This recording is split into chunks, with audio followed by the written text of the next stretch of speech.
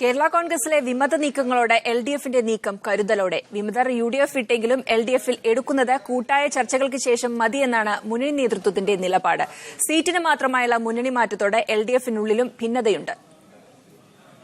മധ്യകേരളത്തിൽ യുഡിഎഫിന്റെ മുന്നേറ്റം തടയാൻ കേരള കോൺഗ്രസിലെ പിളർപ്പ് സഹായിക്കുമെന്നാണ് സിപിഎം വിലയിരുത്തൽ.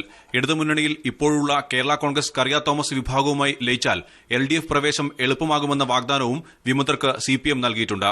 എന്നാൽ വിമതരെ ധൃതി പിടിച്ച് മുന്നണിയിലെടുക്കുന്നതിൽ എൽഡിഎഫ് നേതൃത്വത്തിൽ ഭിന്നതയുണ്ട്. രാഷ്ട്രീയ കാരണങ്ങൾ മുന്നോട്ട് വെക്കുന്നുണ്ടെങ്കിലും വിമത നീക്കങ്ങളെ സീറ്റിനു വേണ്ടിയുള്ള മലക്കമറിച്ചിലായിട്ടാണ് സിപിഐ അടക്കമുള്ള ഘടകകക്ഷികൾ കാണുന്നത്. യുഡിഎഫ് വിട്ടുവരുന്നവരുടെ കാര്യത്തിൽ അമിത ആവേശം വേണ്ടെന്ന് സിപിഐ നേതൃത്വം പരസ്യമായി പറഞ്ഞു കഴിഞ്ഞു. ഇപ്പോൾ അവർ പുറത്തു വന്നിരിക്കുന്നു. പുറത്തു വന്നാലും എന്താണ് നിലപാട് എന്ന് ഞങ്ങൾക്ക് എൽഡിഎഫ് കൂടണം. എൽഡിഎഫ് കൂടി അതുമായിട്ട് എൽഡിഎഫിൽ ചർച്ച ചെയ്യണം. അതിനുശേഷം എൽഡിഎഫ് ഒരു പൊതു തീരുമാനം എടുക്കും. ചർച്ചകൾക്ക് ശേഷം മാത്രമേ വിമതരുടെ കാര്യത്തിൽ തീരുമാനമെടുക്കേണ്ടതുള്ളൂ എന്നാണ് വിഎസിന്റെ നിലപാട്. അവരുടെ പ്രശ്നങ്ങളെ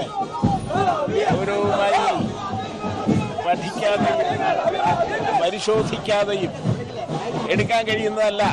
അതേസമയം നിയമസഭാ തെരഞ്ഞെടുപ്പിൽ ജയം അനിവാര്യമാണെന്നിരിക്കെ കേരള കോൺഗ്രസിലെ പിളർപ്പ് രാഷ്ട്രീയമായി ഉപയോഗിക്കണമെന്ന പൊതുവികാരവും എൽഡിഎഫിനുള്ളിലുണ്ട്.